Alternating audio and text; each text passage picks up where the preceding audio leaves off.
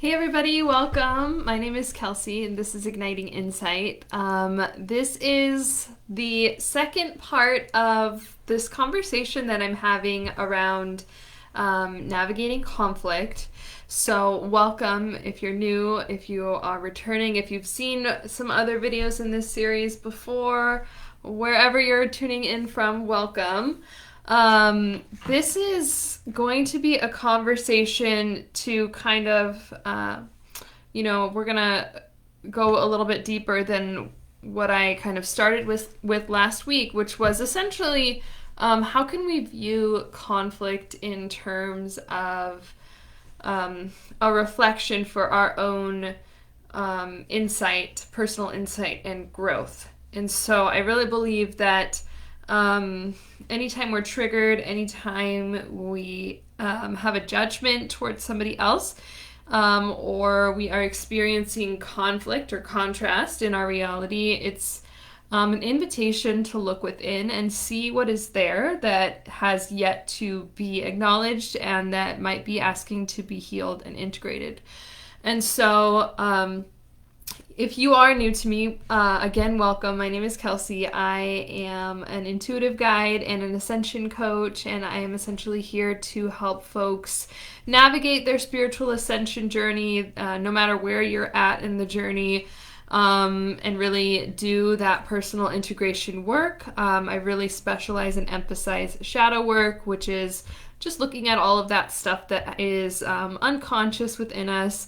A lot of it might stem from trauma, and so I definitely take a trauma-informed and compassionate approach, and really invite people to dive deep, because I think that's really where our power lies, when we can really integrate those deep layers of ourselves and uncover those limiting beliefs that might be holding us back. We can really transform our lives and experience what we came here to experience, which is, whatever your vision for your life is. That's what I invite you to create, and it takes that integration work to be able to create it. So, I did talk last week, kind of just touched on, generally, talking about conflict. What is conflict? How can we view conflict, less in terms of judgment and more in terms of taking self-responsibility. So if you are interested, you can go back into my feed and check out that previous video on Facebook or Instagram. But today I'm really going to focus on the Karpman Drama Triangle, which is a social model that we use to talk about the three main roles we take within conflict. These are kind of the personas, I'm going to say personas or roles that we take within a conflict, and we can kind of oscillate between all three of them, but typically there's one that we are most inclined to gravitate towards, that we kind of experience most often. And I'm going to go into why that's important to information, how we can use that information as we go through this video. So basically we have three roles in the drama triangle, and we can think about it as a triangle where all of these roles are playing into each other and they are interrelated. So we have the victim, which is the role or the person that feels powerless, helpless, and stuck in a conflict. They have an attitude of poor me. Why does this always happen to me? Why is this happening to me? And very much taking on that victim point of view. And then we have the persecutor, which is the person that's kind of blaming, that is saying it's all your fault, that's really persecuting the victim, being very critical, wanting to control, seeing themselves as being superior, as knowing better, basically wanting to admonish that person that's come into the victim role. And then we have the rescuer, which is the person that wants to step in and help the victim. It's the person that's saying, poor you, let me help you. And they are wanting to relieve the victim's pain. And this is kind of the role of the martyr, where at surface level, it can seem very much like a good thing. Oh, this person just wants to help, or if that's you, I just want to help. But what they're really doing is they're enabling the victim, they're keeping the victim dependent on them, and they're actually avoiding their own issues. They are helping to the point of, focusing so much on the other person and the other person's problems that they're not willing or able to acknowledge their own. So that's kind of the shadow of that role as well. So I want you to take a moment and think, when conflict arises, how do you react? What role do you play?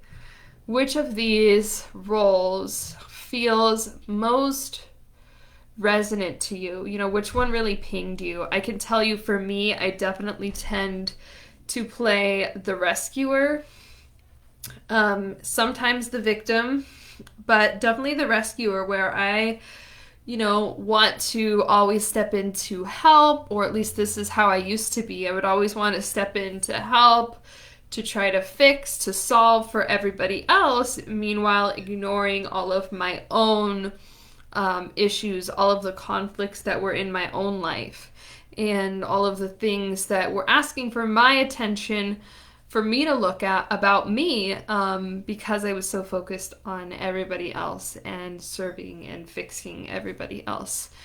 And so what I, want us to notice, once you've kind of identified that role, the role you play, most often or most typically can actually tell you something about the way you may be responded to and processed experiences in childhood, potentially traumatic experiences in childhood.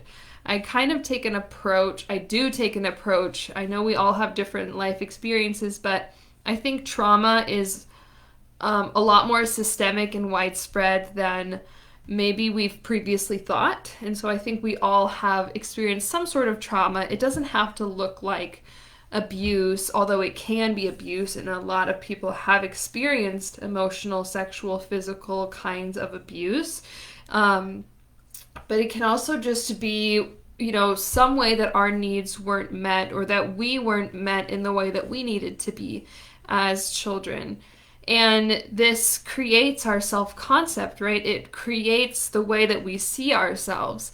And this role that we play within the drama triangle is an aspect of how we see ourselves. So if you're someone that plays the victim, it's probably because in childhood you had experiences where you felt like a victim, or you were a victim, and you kind of took that on as your persona, as your personality, how you see yourself, and it actually is now being reflected in conflicts because, whatever you want to call it, higher self, spirit, your soul, your intuition, just yourself, is asking you to look at this so that you can heal and integrate it, so that you can be more of your, I kind of call it like your source self, your soul self, where you can really come into alignment with who you really are, who you were really meant to be, heal the trauma, heal the triggers, and then come into alignment with your soul. Because all of the other stuff, this is something that I talk about a lot, and I'm just going to keep repeating it. All of that other stuff, all of your experiences, all of your traumas, they're like filters. Both your personal experiences and our collective traumas, our collective human, systemic, our ancestral trauma that we all carry within us. It's like a filter that's distorting your soul's vibration. It's creating a frequency that's not your pure soul vibration. It's creating a frequency that is attracting experiences that are in resonance with those filters, with what those filters are creating. But those filters aren't you. Those are just your experiences, right? So when we get those triggers, when we get those mirror experiences, those reflections, It's showing us what filters we're holding. What filters do you have within you? What are your patterns? What are your, stored traumas, your stored experiences? And when you have that information, it's really powerful. You can do something with it. You can do the integration, the healing work again in order to move through and to basically release those filters so that you can, again, embody more of that soul's vibration. So, it gives you this insight into your patterning and your belief systems, and it can be really powerful. So I invite you to start to see conflict and contrast not as negative things, but as messages that can help us to heal, integrate, and grow. And when you are able to identify which role you play within this drama triangle, you have that information to use to do that healing work.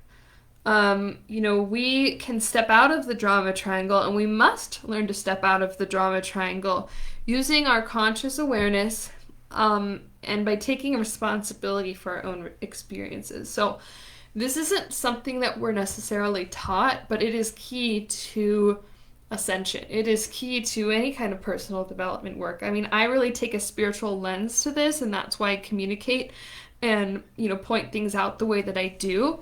And I know that is, if you're here watching this video, if you've stuck with me this long, that's something that resonates with you. So it is our responsibility, whatever happened to you, whatever you inherited, it's not your fault. Like, I want to be really clear. It's not your fault what happened to you, but now that we are adults, it's our responsibility to, to heal and to integrate. And our experiences of conflict in the present moment are just messages. They're just mirrors. And we must take responsibility for our experiences in conflict in our present reality, because these things are not just happening to us, they're happening for us. They're happening so that we can see what it is that is keeping us stuck, that is holding us back.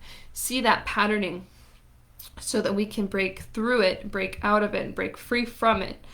And a way we do that is really through our conscious awareness. I mean, step one is understanding this drama triangle, and so that's why I'm offering this information to you, so that you can, start to think about which role you play, and just pay attention to when conflicts arise. How easily do you go into that role? How easily do you play the victim? How easily do you persecute? How easily do you want to try to step in and rescue and help? And once we have our conscious awareness around this patterning, it's a choice to go into that role, to play that part, or to step up and out of it.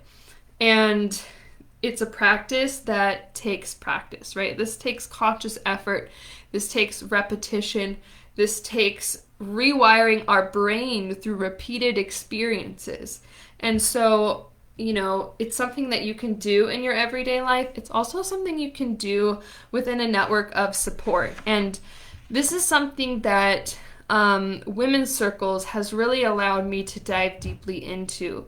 When you're in a supportive environment, a container where the women or the people are there to really hold you high, hold you to your highest potential, and not commiserate with your patterns or your mentality, but really to call you forward.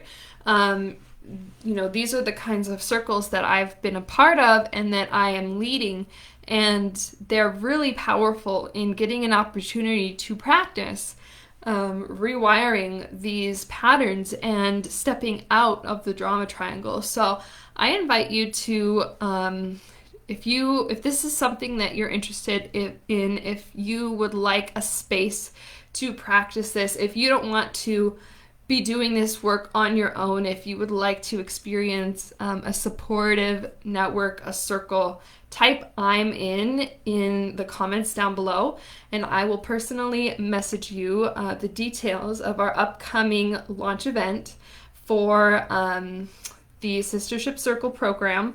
It is going to be a super fun, super deep, super special event. I can't wait to tell you more about it. And so if you type in "I'm in" down below, I'll be able to send you all the details as they unfold. It's going to be happening on October 17th. So you can put that on your calendar now if it's something you absolutely don't want to miss. I am definitely excited to be hosting this event, and I'm excited to start telling you all about it. And I'm definitely excited to message anyone that puts "I'm in" down in the comments. So I can personally reach out and connect with you. It's going to be super powerful. And so I hope that this video was helpful. I hope that you were able to learn something that you could take away and use. And I hope to connect with you about the circle. As just a reminder, today's Friday that I'm doing this live because yesterday I was feeling not my best. I was feeling a little under the weather, but normally I go live every Tuesday and Thursday. I'm trying to get it to a consistent time. It looks like it's going to be about 6 or 7 p.m. Pacific time, but I just haven't quite solidified that time that's going to be able to have me show up consistently. So I will let you know as soon as I'm able to do that, but it is every Tuesday and Thursday we do this live stream. I talk about astrology, I do tarot readings, I give kind of collective energy updates, and right now our theme is really around anything that I feel like relates to this Mars retrograde that we're experiencing until November 13th. And so that's kind of why I'm talking about conflict and navigating conflict and shadow work and all of that stuff that is very Mars. And so if you are interested in those, please do try to catch my live videos on Tuesdays and Thursdays, or you can catch the replays. And if you're catching this video on YouTube, all the same thing applies, and all my links to the other places that I do go live are going to be down below in the description box. So thank you again for watching. I'm sending you so much love, and I really, really hope that you will type in "I'm in" so I can connect with you. Let me know which of these roles you play most often, and I will see you next time on Tuesday. Namaste.